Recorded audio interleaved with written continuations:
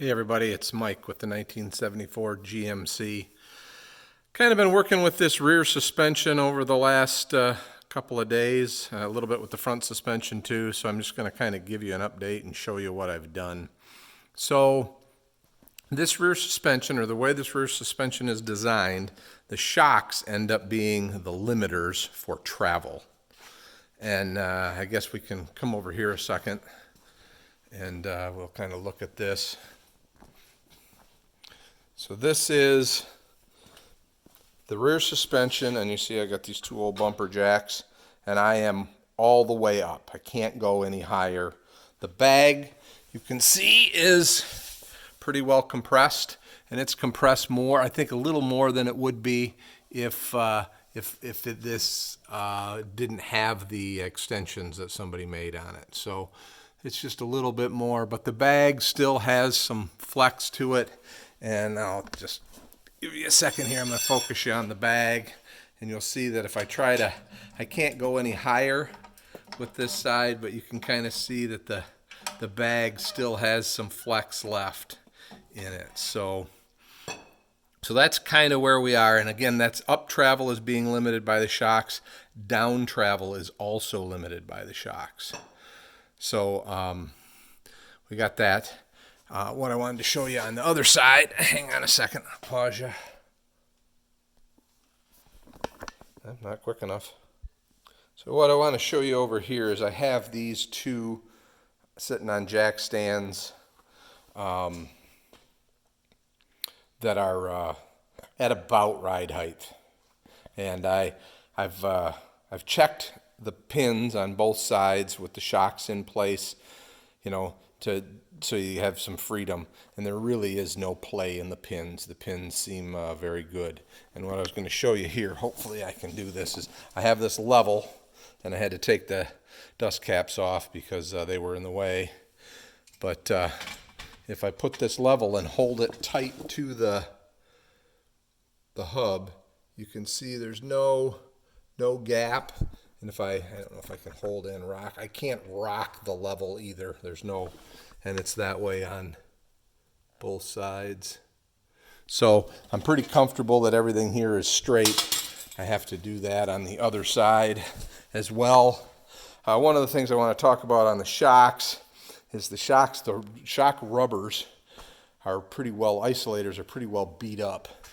And I can show you here. I got some new ones. They're these Prothane 19903s. This is what they look like. This is a polyurethane bushing, and this goes in the small end here. It's a tapered end. I don't know if you can kind of see. You can see that this is tapered through here, so this fits right in there. And then I have polyurethane bushings on order for this end.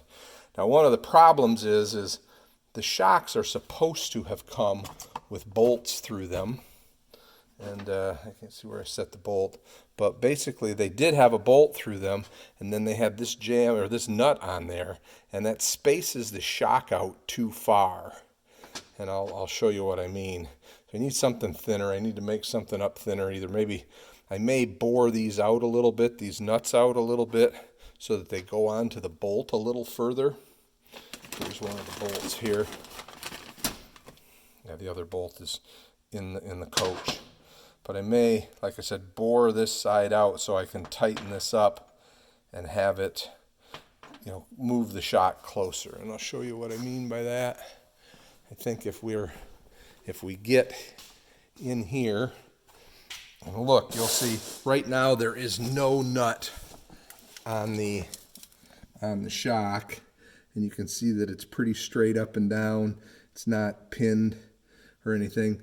The way they were, I see if I can get it to do it, but the shock was pushed way over like that, and it was binding down at the bottom. So I'm going to try to do something to make that better. Now, one thing I did find, I've checked both of the shocks in the front. One of them is bad. One of them has lost its nitrogen charge. So far, all the rest of them, the nitrogen charge is good on. So I may stay with the Bilsteins back here and then put some KYBs up front. One other thing I've got going on, and actually let me show you this bushing real quick while we were talking about it.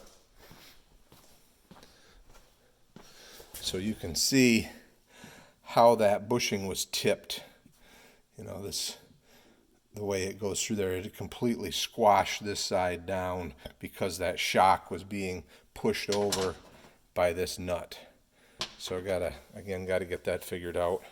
But one thing that I'm not delighted about is that as I have the front jacked up in the air, I was kind of checking for ball joint lash and the like, and I did put this tire on backwards just because I have a jack under the A-arm, which you can see here.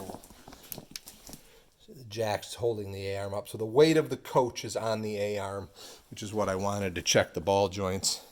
And if you just set this here,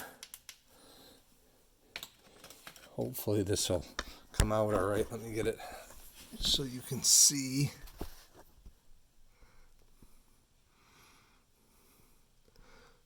But right, left loading, all you get is a little bit of movement in the tie rod end. But let me just make sure you got a good view of the half shaft there, and watch what happens when I do top bottom.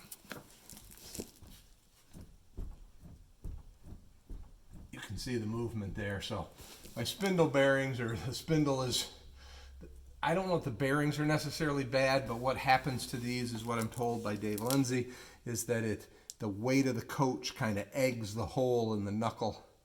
And so those are going to have to be fixed, which means I got to take this whole front suspension apart, which is something I've wanted to do.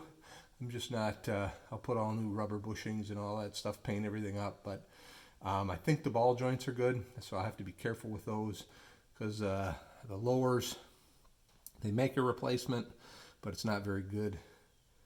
So again, I'm not thrilled about this, but it is what it is. I'm going to pause you for a second. Okay, so the other thing I wanted to talk a little bit about, because I'm kind of playing around with possibly ordering, I'll say, custom-made shocks. And so I've been looking at about the minimum the bag is, so it's about 8 inches from mount to mount at it when it's fully collapsed, and when it's fully extended, it's in the neighborhood of 17. So that's what I would say is the usable range of that bag.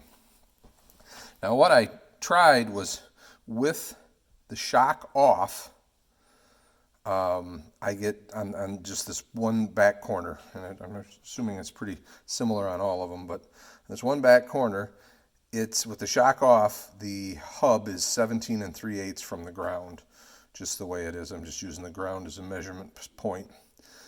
Or excuse me, this is with the shock on, it's 17 3/8. With the shock off, it's 19 7/8. So that's 2.5 inches difference. That's 2.5 more inches of down travel, which for me would be useful. So Michigan has just beautiful campgrounds, but their sites are far from level. And so I find myself all the time having to put the coach on blocks in the back. I have some of the ramps that you drive up onto, and then it raises it up. But oftentimes I am not able to get the coach level with the sites that we have. And so that extra 2.5 inches could be huge for me. One problem with that is that the emergency brake cable on this side isn't long enough to let it go all the way down.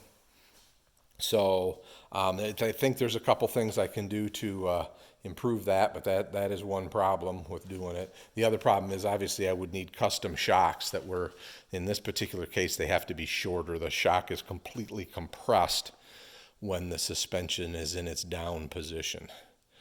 So the other thing that I did check is that with the suspension all the way up like it is on the other side, that from the center of the wheel to the top of this tub is about 17 inches, which would make good for like a 34-inch diameter wheel.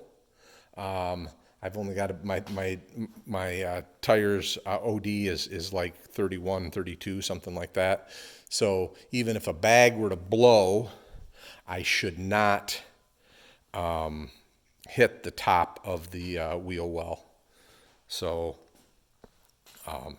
that's kind of where I am with that. But like I said, just thinking that through, what would I have to do to pick up that extra 2.5 inches of down travel? Like I said, I got to do something with the emergency brake cable, and then I would also need custom shocks. So I got that. Now, one thing for me is the way that I did my dual tank wastewater system. If this bag were to blow and it drops all the way down, this is probably going to drag on the ground. So I'm working through in my mind adding something to the frame around that so that it would protect that. Dave Lindsay did that on his coach. He has it set up so that depending on what's happening, like if he's pulling into a driveway or something, or backing up, he has something that protects that part of the coach. So I think that's it for today. Like I said, I'm gonna hang up on you guys, and then I'm gonna pull these two shocks and make sure they're okay, and probably get that bag out of there and do a little more playing around. But right now, I think I'm in pretty good shape. So other than that front spindle thing, I'm not real happy about. So all right, everybody, have a great day.